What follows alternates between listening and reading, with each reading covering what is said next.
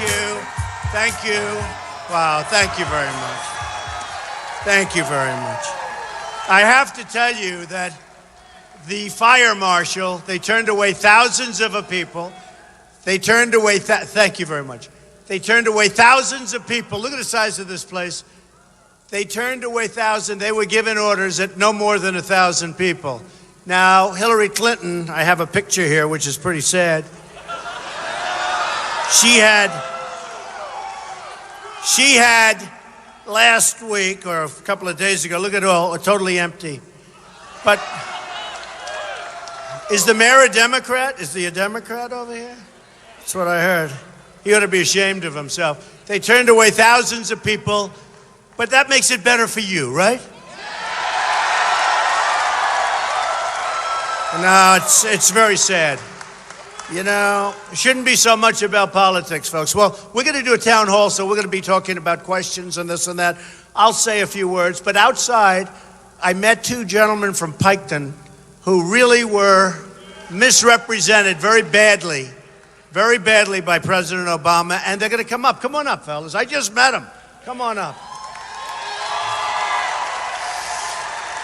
Because we're going to bring back our jobs. We're not going to let our jobs go to Mexico and all these other countries. We're going to renegotiate the horrible NAFTA deal, which is maybe the worst deal ever made from an economic development standpoint. And I'm not just talking in this country, I'm talking about in the world. We're going to bring back our jobs. And we're also going to stop radical Islamic terrorism. We're not letting the people come in. We're not letting them come in. And they can play all the games they want, but we're not. You know, Hillary Clinton wants a 550% increase from Syria coming into this country over Obama. And you'd actually say, what is she doing? So here's a letter from President Obama to these two gentlemen that have worked so hard and are having a hard time. And maybe in just a little while, you could just say exactly what's going on. Go ahead. Thank you.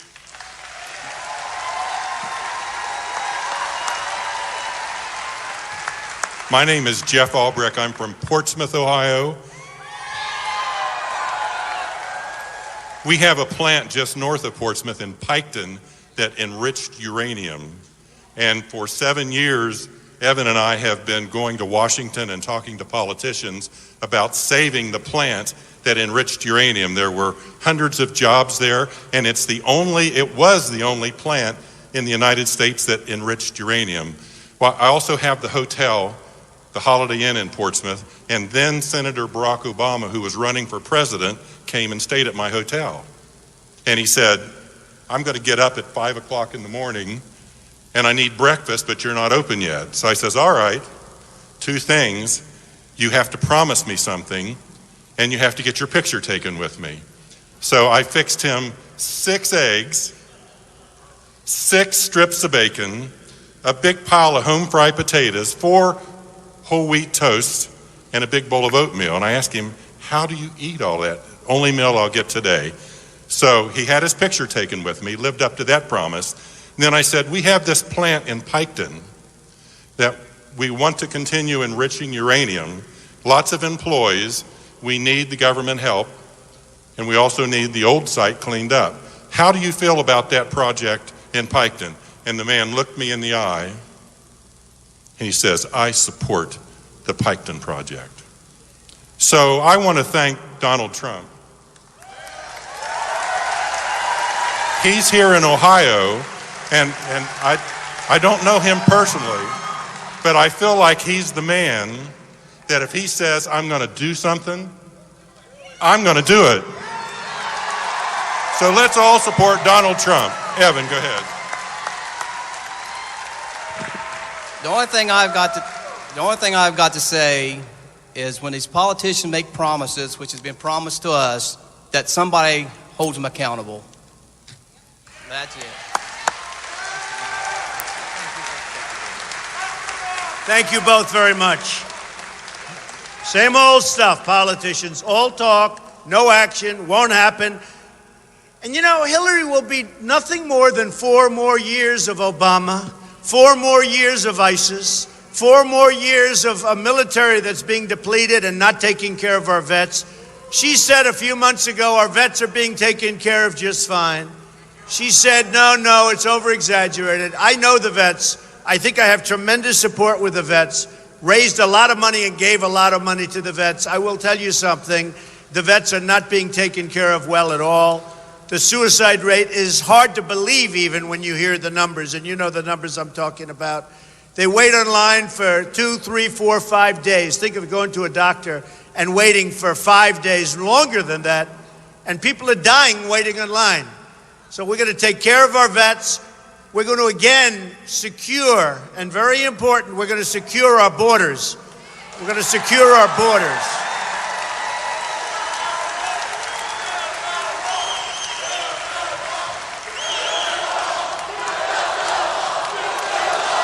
We're going to build our wall. We're going to build the wall, and Mexico's going to pay for the wall. And the reason, some of the politicians have said, you know they're not going to pay. I said, no, you don't understand. They're going to pay. They are making so much money, Mexico. They're taking our business. A friend of mine builds plants. That's what he does, plants. If he had to build an apartment, he wouldn't know where to begin. But he builds massive plants, among the biggest in the world. And I said to him recently, how are you doing? He said, unbelievable. Now, he's from this country, and he'd like to do well in this country. But I said, how are you doing?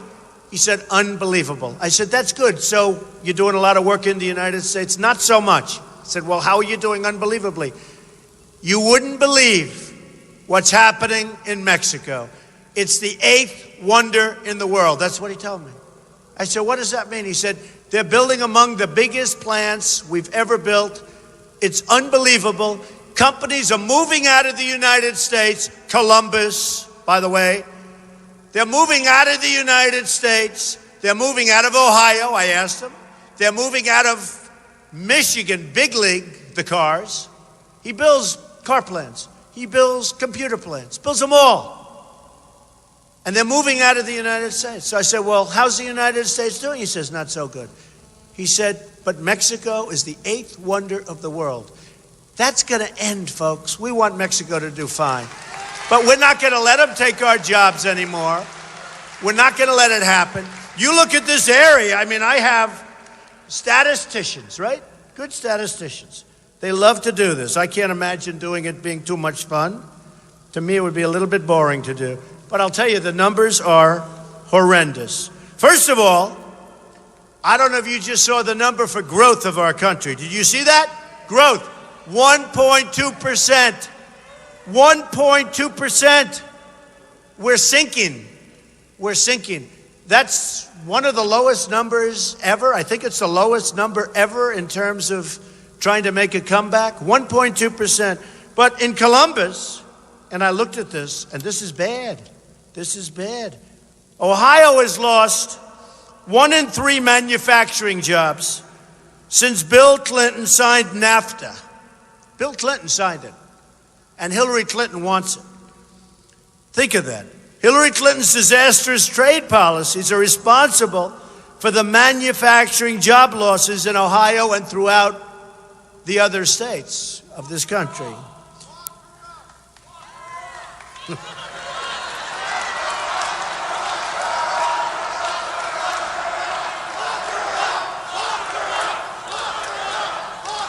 They've got a machine, and I'll tell you the problem with the machine.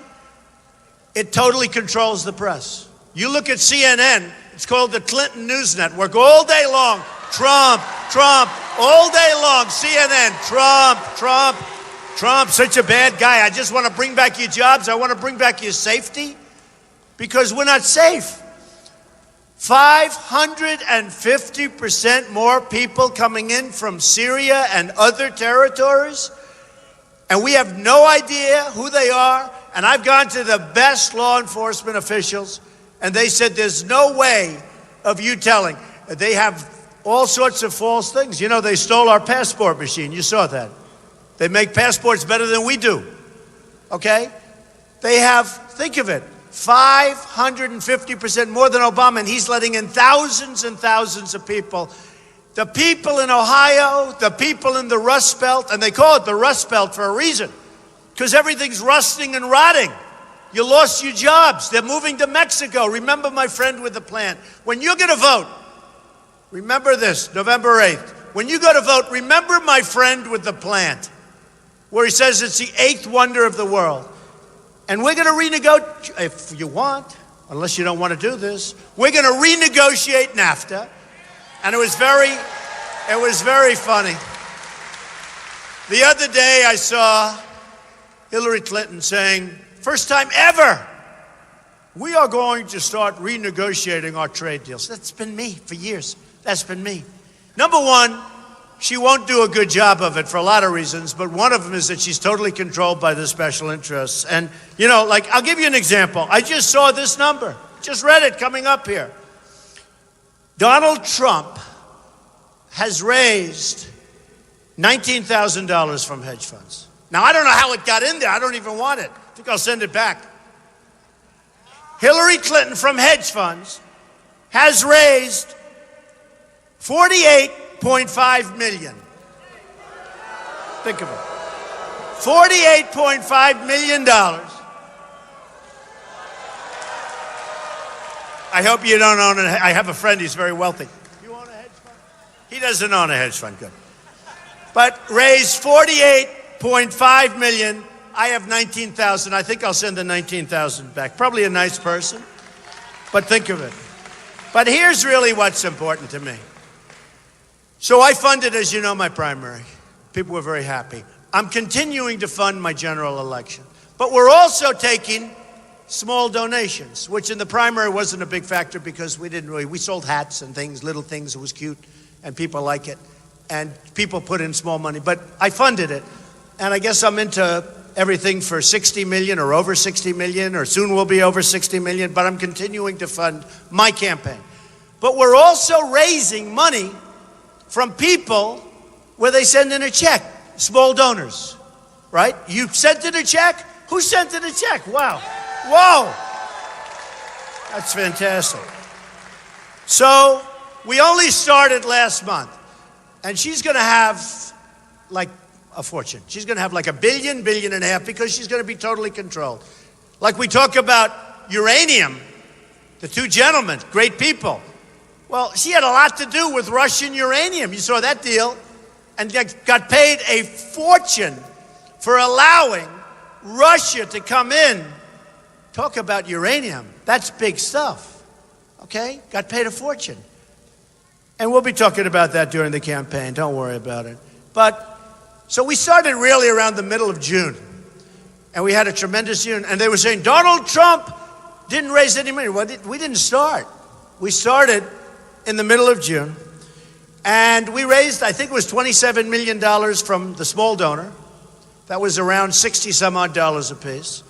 And we also raised from other people about, I don't know, the total was about $51 million, okay? That was in June. That was like for half a month. Because people want to see something happen with our country. But here's what's really good news. This is just going to be reported, I think, today or tomorrow. We have raised with the small donor $35.8 million. Think of that.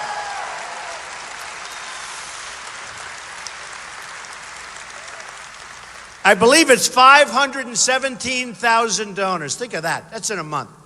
So we raised $35.8 million, even a little more than that.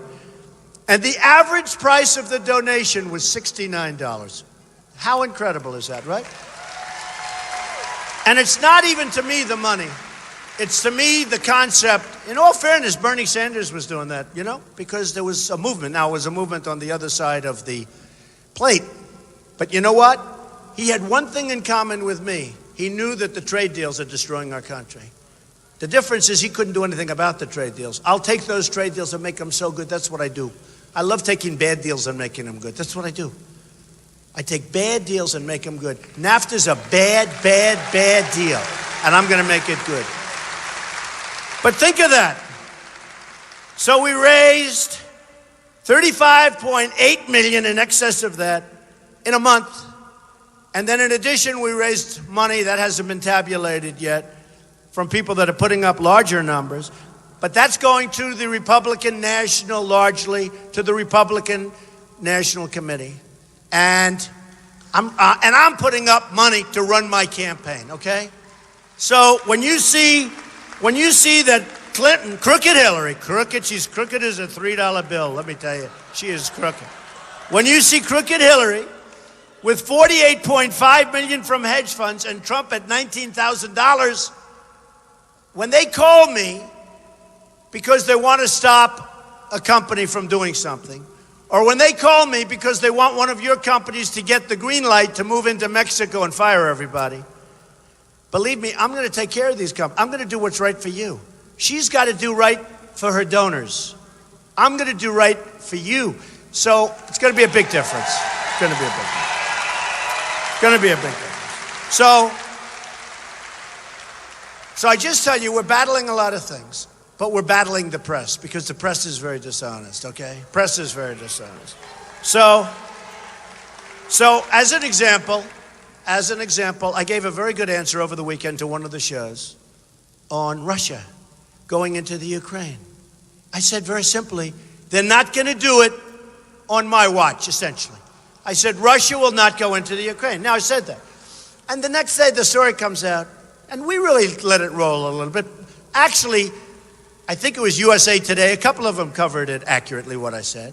But a couple of papers said, Donald Trump doesn't realize that the Crimea was already taken. I know it exactly. 2 years ago, approximately. Okay, approximately. It was taken during Obama's watch. So when I said, believe me, Russia's not going into Ukraine. All right? They're not going into Ukraine. The person said, but they're already in Ukraine. I said, yeah, well, that was 2 years ago. I mean, you want to go back? You want to have World War III to get it back? That was during Obama's watch. So during Obama's watch, you know, all the tough guy statements, right? So he talks about Donald Trump is not strong on Russia. First of all, I have to say this. Wouldn't it be great if we actually got along with Russia? Am I wrong in saying that? Wouldn't it be great? Okay? You know, Russia, like us, has nuclear weapons, folks. It would be really nice if we got along with Russia and others that we don't get along with right now. And wouldn't it be nice if we teamed up with Russia and others, including surrounding states and maybe NATO, and we knocked the hell out of ISIS and got rid of these people? Wouldn't that be nice? Right? But even beyond that, Putin said some very good things about me. People say, oh, Trump's going to be weak with Putin because Putin is saying nice things about me. Okay, all right. And I said he's a strong guy. They immediately say, oh, Trump likes Putin. Look, I don't like or dislike. I just say it this way. Wouldn't it be great if the United States and Russia got along, combined, knocked out ISIS, maybe it did other positive things? You know, we forced them through stupidity into an alliance with China. You know why? Because of oil, because China needs oil. We were driving them both crazy. They formed. And from the time I was a young guy, I've always learned, don't ever let China and Russia get together. We forced them together. Obama forced them together because he didn't get along with either. And they eventually, China came in and said, let's make a deal on oil. They're together. In fact, they're doing naval exercises together someplace. And you look at China, they're building one of the largest military installations in the world right smack in the middle of the South China Sea. And then they talk about Donald Trump and Russia, or Donald Trump. But believe me, folks, somebody can say nice things about me. He did call me a genius, but these are minor details. Somebody can say nice things about me. It makes no difference. It makes no difference, all right? I've been dealing a long time. A lot of times I'll make much better deals with people that say terrible things about me. I don't care what they say about me.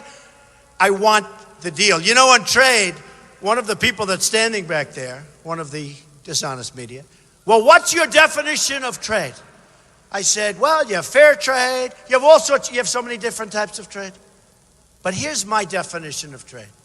Because right now we're being ripped off. $500 billion trade deficit with China. $500 billion. And they give us product. We let them in. No tax, no nothing. You want to try and make a deal with China, you can't get your product in.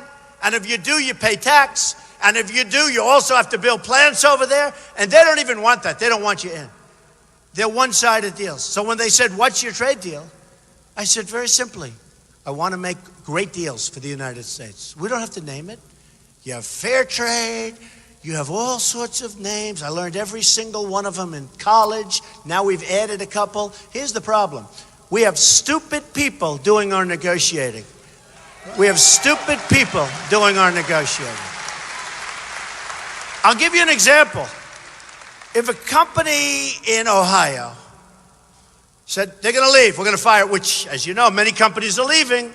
And by the way, as you're sitting here right now, we have companies negotiating with Mexico and other places to close up in Ohio and to move into Mexico or other places, okay?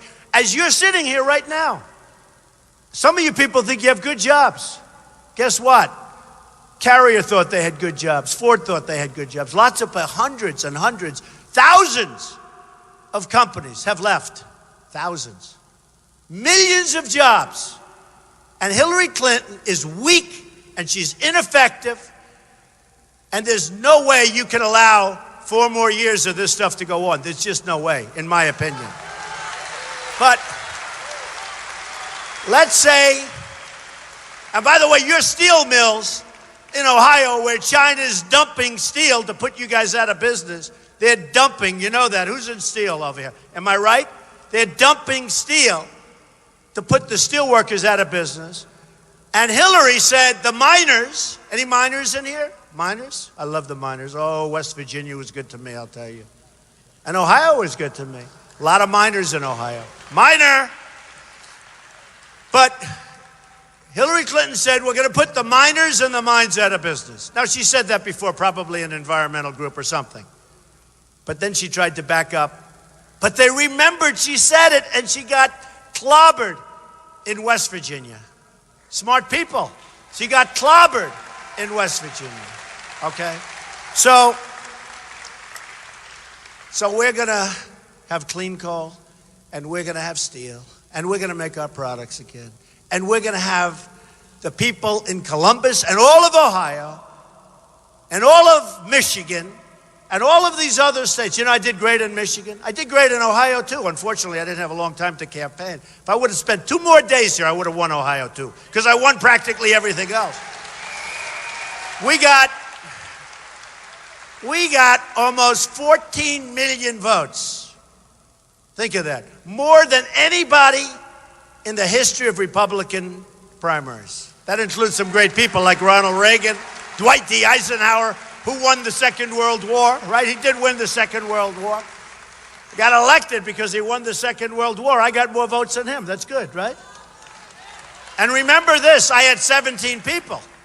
I wasn't running against 2 people. I had 17 people. Hillary Clinton, I got a similar number to Hillary Clinton, and she had Bernie, and she had a hard time putting Bernie away. And Bernie, poor Bernie, he looked so upset. You know what?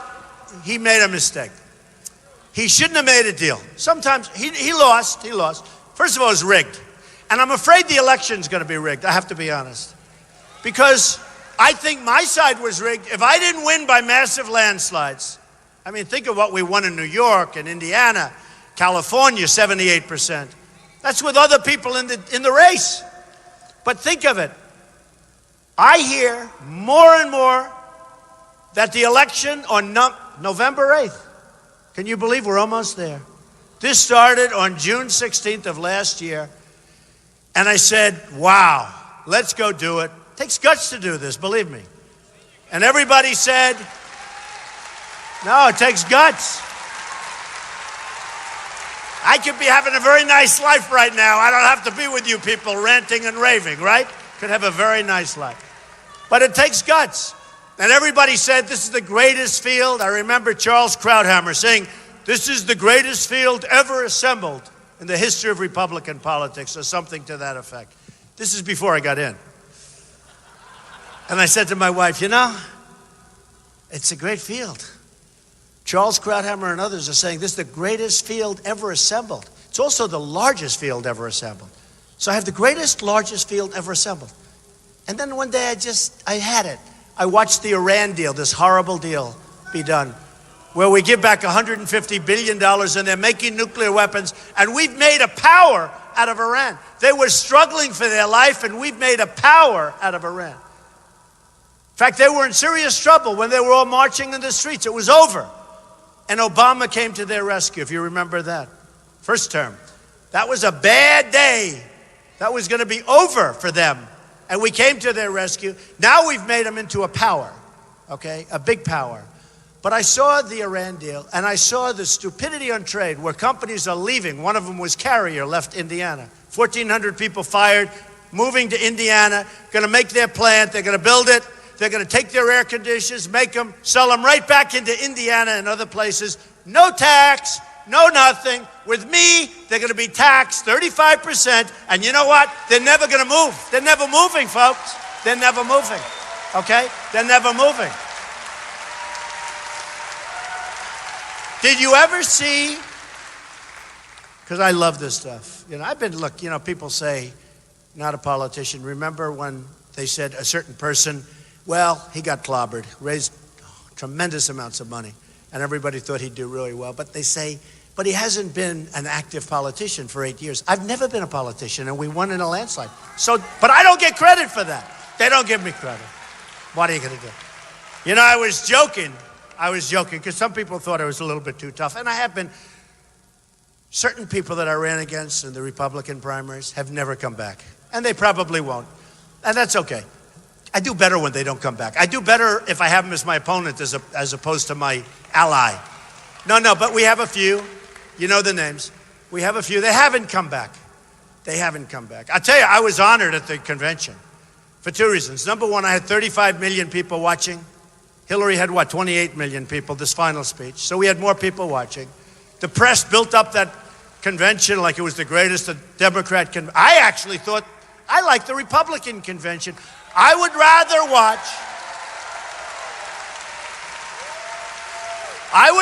watch Ivanka Trump.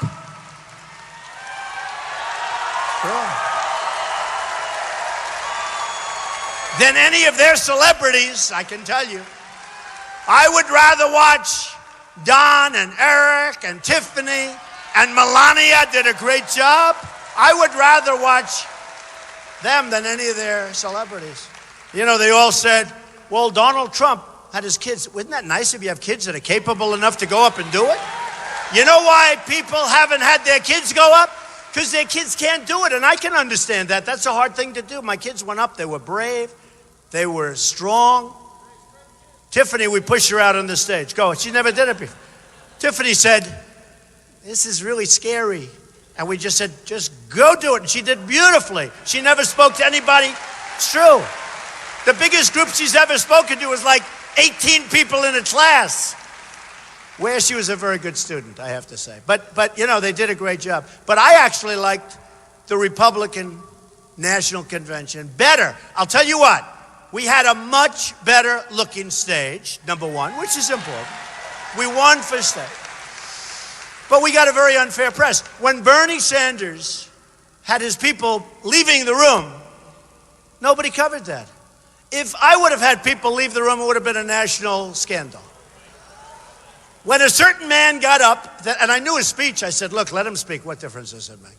And he says, certain man got up, and he spoke, and everybody in the room booed the hell out of him. In fact, I saved his life when I walked back into the room. But everybody in the room, and his numbers went down like from 68 to 20-something. That's called unity, folks. That's unity. That's a good thing, not a bad thing. That is unity. But the problem we have, the biggest problem we have, I think, is the press. The New York Times is totally dishonest. Totally dishonest. The Washington Post, gotten a little bit better lately. I took away their press credentials. I should do it with the Times, but the problem is you get more publicity from doing it, just let them rot. But the New York Times is really, really dishonest, and it's failing. I don't think they'll be in business more than 2 or 3 years. Look at their numbers. They're failing. But they do a number that's unbelievable. Every story is bad. In fact, sometimes I'll say, oh, great.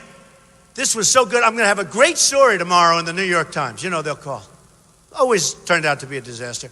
It's so dishonest. And yet Hillary, crooked Hillary, they write beautifully about, right? Washington Post, similar. It was really bad. Now it's gotten a little bit better, I must tell you. So Washington Post got a little bit better. CNN is so dishonest. Clinton News Network, so dishonest. Unbelievable. You know what they call it? It may be the Clinton News Network, but nobody wants to watch Hillary. All day long, it's Trump. All day, all the time. That's what it is. But it's so much inaccurate information. And by the way, I think their ratings are going to go down really sharply now. They've been asking me to go on for months. I won't do their shows. And the reason I won't is because it's so dishonest that until they straighten up, I'm not doing their shows. And when people finally realize that I'm not doing their shows, they stop watching.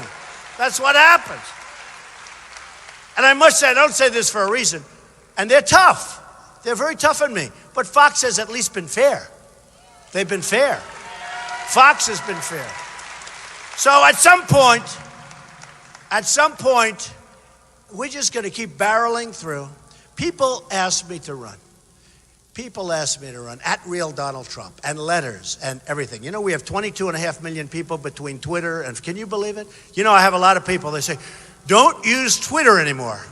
Why? I got 22 million people between that and Facebook and Instagram, and I'm a very modern person in a way, right? But think of it. You know who says don't use Twitter? Your enemies. Or people. Why wouldn't I use it? Why wouldn't, if I have all these millions of people? And it's a great way to get a message out. So when they write falsely or say something totally false on the Today Show or Good Morning America, I put out a tweet, and you'll see all over television, we have breaking news, and I may be tweeting from bed, okay? It's true. It's instantaneous. If I put out a beautiful, long, perfectly scripted press release, like I did yesterday, nobody puts it out. If I put out like a 140-character tweet, they go crazy. We have breaking news. They break into every story. So you got to use it. You got to use it. Well, here's the story. So I love Ohio. I've been here. I worked here. I don't know if you know. I worked in Cincinnati for a period of time. I had great success. It was one of my first jobs. I did it with my father. It was called Swifton Village. And we bought something that was a disaster. It was empty. It had 1,154 units. It was a total disaster. And we bought it from HUD and turned it around. I was here. I did a great job. Gave me great confidence because it's good to hit with a good job. And then we sold it at a great, tremendous profit. And we went on to the next. And I loved Cincinnati. And interestingly, after I sold it, the job went very bad. I mean, my timing was very good. And I listened to people, but I really listened to myself.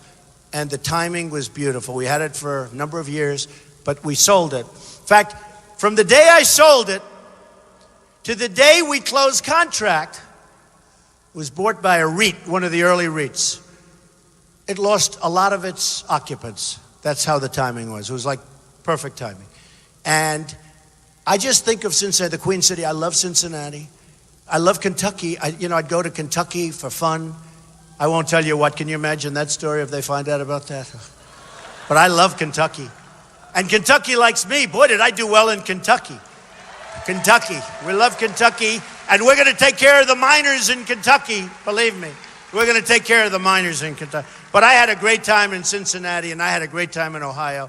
The people of Ohio are special people. And they're smart people. And they know when it's happening to them, they know great things are going to happen. We are going to turn this state into a manufacturing behemoth. We're going to bring your jobs back. We're going to bring your companies back. We're going to bring companies that left are going to come back. Because it will no longer be economic for them to continue where they are. We're going to bring companies back. We're going to bring companies back. You know, I tell this one story you heard about with Carrier in Indiana, which I won in a landslide. That was supposed to be the firewall, remember? Indiana will be his firewall. They said, New York, we expect him to win. Pennsylvania, we expect him to win. Won Maryland, Rhode Island, Delaware, we won them all. We expect him to win. But Indiana is going to be the firewall, right? And then Bobby Knight called, and Bobby Knight, how about Bobby Knight? We love Bobby Knight, right? Winner. He's a winner.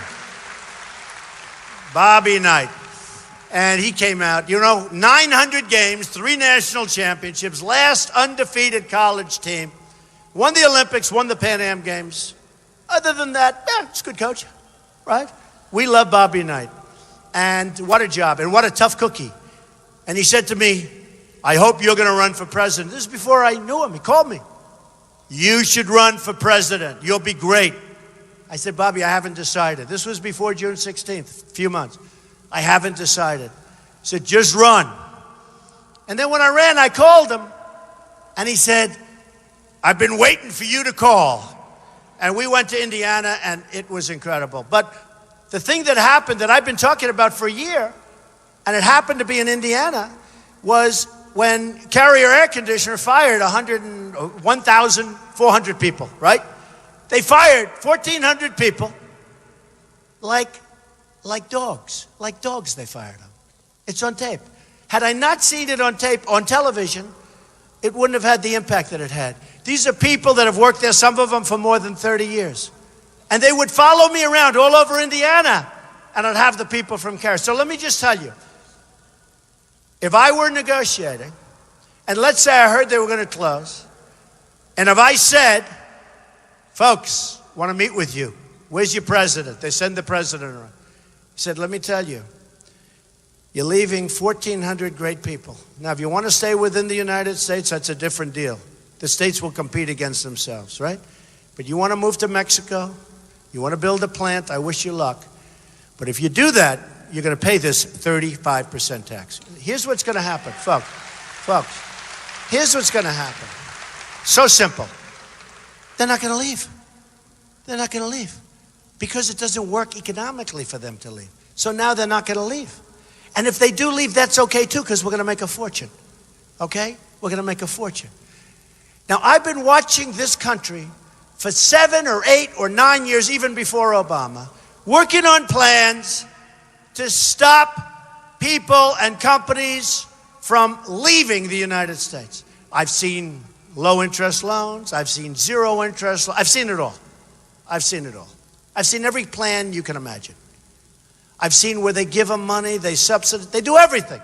A lot of these companies don't need money. They just want to make more. But you know what? My plan, which is so simple, we don't need anything. Nice and simple. And when I say that to the company, if you're running a company, you in the blue, and you're running a company, and I say to you, if you leave Ohio, I wish you a lot of luck. Enjoy the warm climate in Mexico. But if you leave Ohio, you're not going to make your product and sell it back into Ohio, where you have all these unemployed people. What's going to happen is you're going to have a tax to pay to get the product back in. And when you hear that, you're not going to be very fast to leave. You're not going to actually leave, okay? Almost 100%. You're not going to leave. It's just not going to work because the economics don't work anymore. And when my friend talks about it's the 8th wonder of the world, Mexico, I think that's great. I respect Mexico. I love the Mexican people. I have thousands of Mexican people that have worked for me over the years. Thousands and thousands. They're great. But their leaders are too smart for our leaders, okay? And they're stripping our country. And they're stripping Ohio. So Hillary Clinton doesn't talk this way. Hillary gets up and she reads her teleprompter. We are going to build new roads. We are going to build new schools. We are going to build. We're going to build.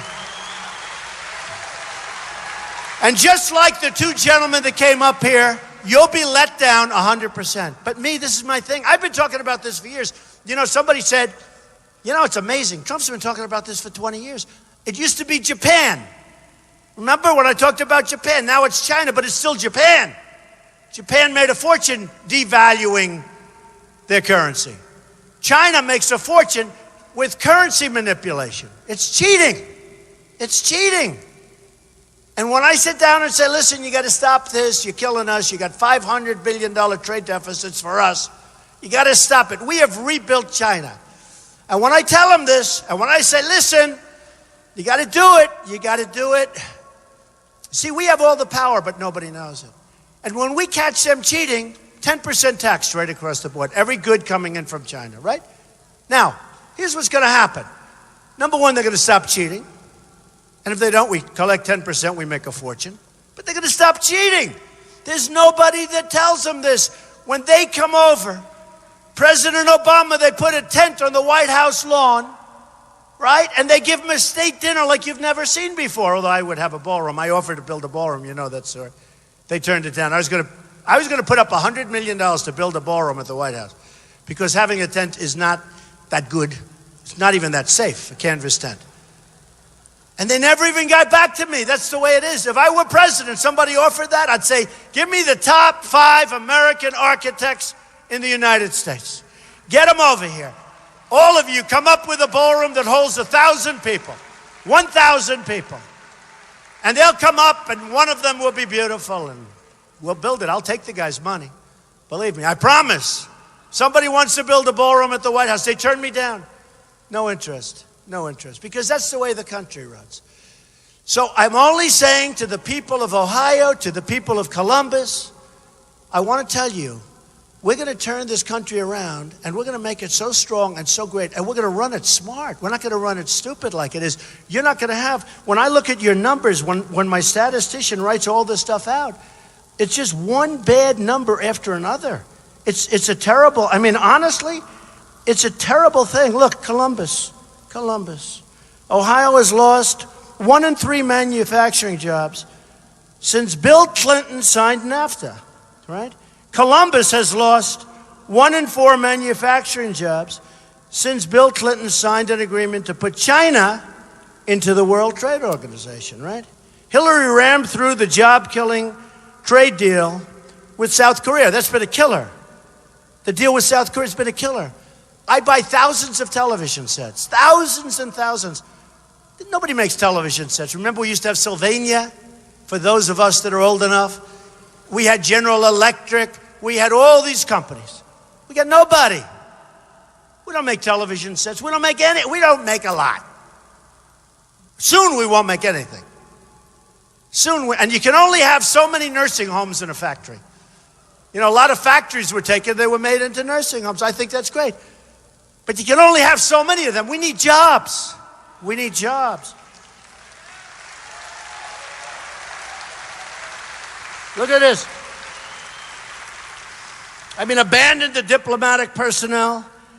So many different things. Supports, I told you this. Supports a 550% increase. It was sort of amazing because the press is always saying, well, you're wrong and you exaggerated that number. No matter, if you said 2 and 2 are 4, they will get these super liberal groups to say, well, he's not really right. It's not really 4. You know, when I read off the crime statistics about the police that are being shot, like in Dallas and other places, and I read about it, and I said we had a 50% increase in police shooting. And they said, well, yeah, but that was only for this year. But if you go over 10 years or 12 years, or if you go over 7.3 years, it was a little bit less. Look, folks, the country is a mess. We're going to make it strong again. We're going to make it safe again. You're going to be so proud of it. You're going to be so proud of it. And you're going to be proud of your president, but more importantly, you're going to be proud of your country, okay? So why don't we take a few questions? And when we're finished with the questions, let's go back to work. And those of you that don't have work, hang in there. Jobs will be back sooner than you think. Okay, believe me. Yeah, go ahead. Hello. Hi, my name is Dwight Flax from Aetna. Hi. And for years, we've been told by the Obamacare supporters that the law is working because it has increased health care coverage for everybody, and also that the health care spending growth has, gone down. Right. But it's not true because the CBO and right. CMS has told us the truth. My question for you is, what are you going to do to repeal Obamacare? Okay. Great. What's your plan? There can't be a better question other than on defense, okay? Because we're going to build up our depleted military, most important. Defense is always number one, don't you think? But we're going to build our depleted, we're going to take care of our vets. Okay, Obamacare. Number one, we're going to repeal it and replace it 100%. It is a total disaster. You saw what's happening in Texas, Blue Cross Blue Shield, working through Obamacare, 60% increase. Here's the thing, nobody knows this. The numbers are so bad on Obamacare, so bad, that on November 1st, they're going to be announced. Those numbers are presidential election changing numbers. Those numbers are going to be so high beyond anything we've had. And President Obama is trying to change the date to December 1st because when people see what's going to happen to Obamacare and to your health care numbers, they're so astronomical that people will never vote for crooked Hillary Clinton. They're never going to vote for her. So, and you asked a very interesting question. The way you phrased it was very interesting. Because you have a lot of part-time workers now that never had a part-time job in their life. You have people in this room, don't raise your hands, but you have people in this room that are making less money now than they made 18 years ago in real wages. Less money. And in some cases, they're making less money and working 2 jobs. And that's largely because of Obamacare. Because companies save money by breaking it up. So they'll take full-time, beautiful employees that have worked for companies for years, and they'll say, I'm sorry, you're going to be a part-time employee from now on. Obamacare has been a disaster. Obamacare is so unfair. And you know, you had a lot of people that had good plans. And we have to take care of people that can't, that don't have the money to take care of themselves. You look like a rich guy, okay? At least modestly rich. I think could be very rich. But we have to take care of people that can't afford. And I'm all for that. And we have something coming, I think, that's going to be great. And a lot of Republicans would say that's not Republican. Let me tell you, it is Republican, folks. You know, every time I've ever said it, I've never had anybody other than the eggheads, you know, the people that said Trump is never going to run. And if he runs, I don't think he'll do very well. We go to 6, we go to 12, we go to 24, we go to 30. I mean, forget it. But you know what? Other than these so-called eggheads, we never, and I mean this, I've never had anybody in an audience when I said, we're going to have a great plan. We're getting rid of the boundaries. We're going to have great private competition. And you're going to have plans now that we can't even talk about because these companies will come up with plans and it's going to be so much less expensive and so much better. And for the people that can't afford that, we're going to take care of them. And I tell you what, I've never had one person, and I have the biggest crowds of anybody, I've never had one person stand up and say, that's not Republican. Except for the eggheads. They say, you can't do that. We got to take care of people. We can't have people dying in the streets. We can't have our vets, as an example, dying, waiting online because they can't get to see a doctor.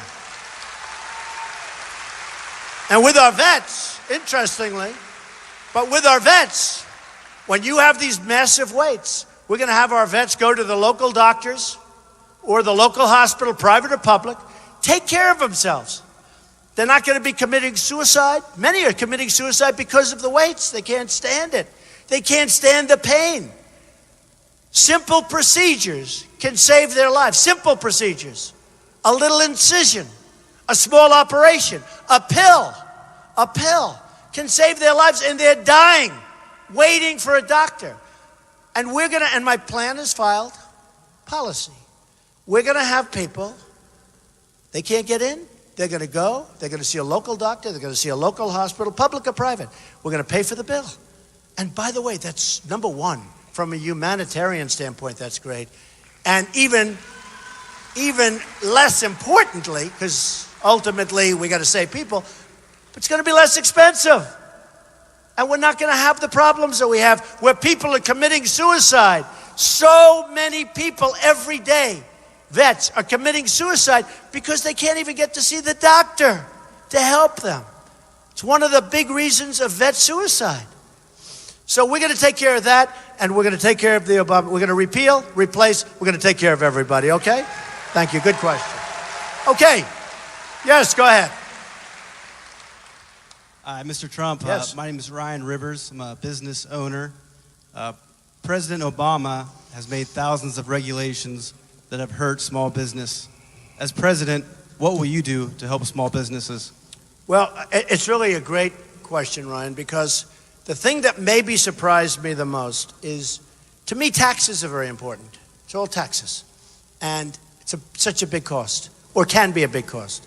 Now, we have a tax bill, and we have a tax law that's very complicated, but it's a big cost. If you would have told me going around, and I've met so many small business owners and so many large business owners, that if they had their choice between bringing our taxes down. Now, I have the largest tax decrease of anybody that's run for office. Larry Kudlow loves it. A lot of people love it. But it's the largest tax decrease of any person running for office from the beginning, Republican or Democrat, okay? Hillary is going to have to double taxes. She's going to have to double your taxes. Hillary Clinton will double your taxes. We're bringing it down to 15%. We're simplifying the system. People that are making very little are going to pay nothing until they can break into the system. And you'll save a lot of money bureaucratically that way. But people that are making very little are going to pay nothing instead of sending in complicated returns and paying nothing. But we have a very beautiful plan, very simple, and very important. But if you would have told me, after speaking with thousands of people, that regulations, if they had their choice, you can have either reduced regulation, because people can't open businesses, they can't run their businesses. You can either have lower taxes or reduced regulation. People would take the regulation. That surprised me. That's how bad regulations are. You look at the energy business. The energy business is being put out of business. It's being put out of business. Many small business owners have come up to me saying, Mr. Trump, I'm going to lose my business because of regulations. So we're going to take care of, we're going to cut down the regulations, I would bet, between 85 and 90%. Okay? Now, some are necessary, for safety, but some aren't necessary. But I'll bet we can cut. Every year, it must be a cottage industry. They have people that just write regulations all day long. We're going to cut down regulations between 85 and 90%. We're going to take care of the environment. We're going to take care of safety. But we're going to let it be that we're going to be a growing. When you look at 1.2%, that set a record. That means we're drowning. It means we're drowning. It means we're going in the opposite direction. So we're going to take care of regulations. We're going to have very, very big cuts in regulations. Okay, another question? Who's got the mic? Go ahead. Yes, hi. Good afternoon, Mr. Trump. Hi. My name is Alondra Negron Torres. I have 16 years old, and I'm from Puerto Rico. Good place. I think heroin. Heroin. Yeah, it's an epidemic here in Ohio. My question is, will you please cut off the source? Yeah, I will cut off the source. Build a wall. I will cut off the source. Yep. Good question. Very well asked. Thank you very much. Heroin. So, my first victory as a candidate, number one, was New Hampshire, which is a beautiful, beautiful place. Beautiful trees, beautiful meadows, beautiful little roads. And I got to know the people of New Hampshire very well. And I did unbelievable. We won in a landslide in New Hampshire. That was at the beginning when we had all these people competing. It's a great state, and they have unbelievable people. I got to know the people. And I'd go into meetings, I'd say, so what's your biggest problem? And they would always say heroin. Heroin. I said, what do you mean heroin? They say heroin. I said, this doesn't look like it's a heroin-like problem type place. They say, Mr. Trump, it is flowing across our southern border. It's cheaper than candy. Our kids are being poisoned. They're being addicted. Not only kids, but kids. They're being addicted. They're dying. And for some reason, New Hampshire, more than any other place, talks about it. That's why I'm so glad you asked that question. But heroin. So I said, so where do you think it comes? What's the source? The source is the southern border. It comes from the southern border. I said, let me tell you, if I win, I'm going to stop it. I'm going to stop it. Now, We had 16,500 Border Patrol agents who are unbelievable people, who, if they didn't endorse me, would have a much easier job because all they have to do is stand there and people walk right through them, right? With me, they're going to stop people from coming into our country, okay? They're going to stop them. And they're not going to have to work that hard because the wall. I asked them, how important is the wall? They said, very important, very important. But, so, New Hampshire told me about heroin. And I said, wow. And I said, if I win, I'm going to stop heroin from coming into this country, and there are going to be big repercussions. And I'm going to get the government of Mexico and other governments to stop it, or they've got problems. With all the money we give them, they better take better care. They're not taking care of us. They're not taking care of us. You know, I talked about trade deficits. We have a massive trade deficit with Mexico. That doesn't include the drugs that are coming across. We get the drugs, they get the money. Like this.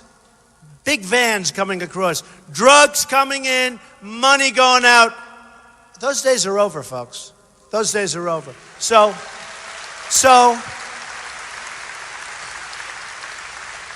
I won New Hampshire. I then went down to all different places. We did great in Massachusetts, home of Tom Brady. We love Tom Brady.